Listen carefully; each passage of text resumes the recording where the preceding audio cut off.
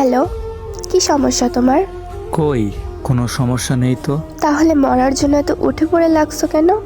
যাকে নিজের জীবনের চেয়েও বেশি ভালোবাসি তাকেই যদি না পাই তাহলে জীবন রেখে কি লাভ কও? এমন আত্মহত্যা করার চেষ্টা করলে কি আমার পরিবার তোমাকে মেনে নেবে?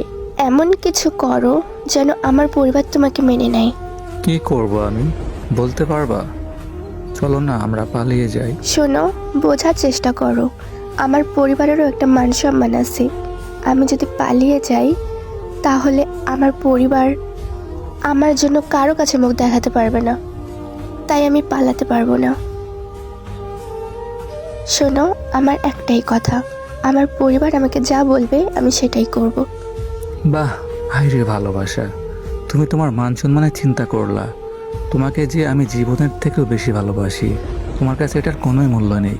আজ পর্যন্ত তুমি এটাই বুঝলা না। আমিও তোমাকে অনেক ভালোবাসি, কিন্তু আমার পরিবার যেটা বলবে আমি সেটাই করব। তুমি এমন কিছু করো যেন আমার পরিবার তোমাকে মেনে নেয়। দেখো, বিশ্বাস করো, আমি তোমাকে সত্যি অনেক বেশি ভালোবাসি। তুমি যেটা বলবা সেটাই করবো। প্লিজ আমাকে আর কষ্ট দিও না, প্লিজ কলিজাটা। নিজের খেয়াল রেখো, আর নেক্সট টাইম আত্মহত্যা করার চেষ্টা করবে না, ওকে? তারপর রেহান আমাকে ব্লক করে দেয়। এরপর কিছুদিন ভালোই গেছিল, বাট আমি কোনোভাবে তাকে বলতে পারতেছিলাম না। সারাটা দিন শুধু ওর কথায় মাথায় ঘুরপাক খায়, ওর কথা কোনোভাবেই বলতে পারতেছি না। অনেক মেয়েরা ভাবে ছেলেরা কান্না করে না, বাট ছেলেরাও কান্না করে, গোপনে, একা, নীরবে, বালিশের নিচে মাথা ঢুকিয়ে, কম্বলের নিচে ফুপিয়ে ফুপিয়ে কান্না করে ছেলেরা। এটা কখনো মেয়েরা বুঝবে না।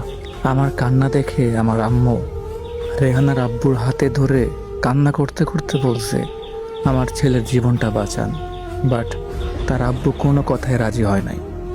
যখন কোনো কিছুতেই কাজ হচ্ছিল না, আমি কষ্ট সহ্য না করতে পেরে আবারও সুসাইড করতে গেছিলাম। গলায় ফাঁস দিতে গেছিলাম। ফাঁসি দিতে গিয়ে আম্মু দেখে ফেলছে। দেন আম্মু আমাকে বাঁচিয়ে নেয়। দেন এই বিষয়টা আমার আম্মু ফারজানাকে জানায়। দেন পরদিন ফারজানা আমাকে নক দেয়। হ্যালো, বলো। তুমি এমন করতেছো কেন? কেন আবার? তোমার জন্য। সত্যি তুমি আমাকে এত ভালোবাসো? হ্যাঁ, নিজের চেয়েও অনেক বেশি, কিন্তু তুমি তো বুঝোই না। সারা জীবন এত ভালোবাসা থাকবে, না কিছুদিন পর মুছে যাবে? যতদিন বেঁচে আছি ততদিন জাস্ট তোমাকেই ভালোবেসে যাব, বুঝছো পাগলিটা? সত্যি? সত্যি সত্যি সত্যি, তিন সত্যি। সরি তোমাকে এত কষ্ট দেওয়ার জন্য। আমি জানতাম না যে তুমি আমাকে এত ভালোবাসো। তুমি আমাকে নিয়ে দূরে কোথাও যেতে পারবা? আমাদেরকে আমার আম্মু সাহায্য করবে। আমার আম্মু বুঝতে পারছে যে তুমি আমাকে কতটা ভালোবাসো। পারবো না কেন? তোমার জন্য সব করতে পারবো, বুঝছো? তাহলে চলো কালকে আমরা পালিয়ে যাই। তুমি কি এগুলা সত্যই বলতেছো নাকি ফাজলামো করতেছো, কোনটা? আমার কিন্তু একদমই বিশ্বাস হচ্ছে না এগুলা। সত্যি, কালকেই আমরা পালাবো। আচ্ছা, কোথায়, কখন, কিভাবে আসতে হবে আমাকে বলো, আমি চলে আসবো। বাট তুমি যদি আগের মতো আবারও না আসো, আগের বার তো আসতে চেয়ে আসো নাই, তাহলে কি হবে বলো? আরে না বোকা, আসবো। এবার আমার আম্মু আমাকে সাহায্য করবে। তুমি স্কুলের সামনে এই জায়গায় চলে এসো। আচ্ছা, ঠিক আছে।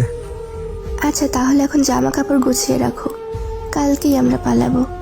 আচ্ছা বাবা, ঠিক আছে, আমি জামা কাপড় গুছিয়ে রাখতেছি। কিন্তু আমার না সত্যই বিশ্বাস হচ্ছে না, তুমি কি সত্যি আসবা? আরে বোকা, বিশ্বাস করতে হবে।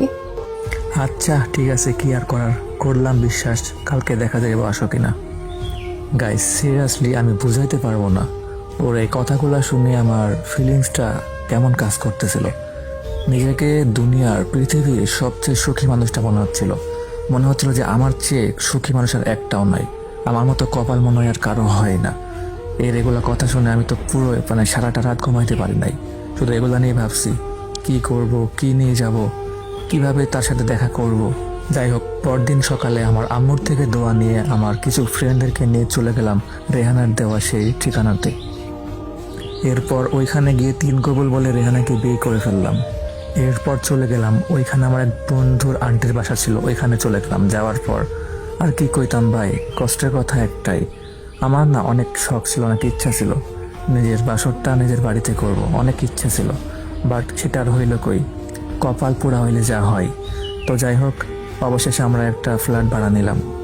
এরপর আব্বু আম্মুর সাথে কথা বললাম, অনেক কথা বলার পরে তারা বললো যে বাসায় চলে আয়। তারপর আর কি আব্বু আম্মুর কথায় আমরা বাসায় চলে আসলাম। কিন্তু রেহানার বাবা এখনো আমাদের সম্পর্কটা মানতে পারতেছে না। আমাদের বিয়ের 3 মাস হয়ে গেল, বাট রেহানার বাবা এখনো আমাদের সম্পর্কটা মানতে পারতেছে না। তো সবাই দোয়া করবেন যেন রেহানার বাবা খুব তাড়াতাড়ি আমাদের সম্পর্কটা মেনে নেয় আর আমাদেরকে আপন করে নেয়।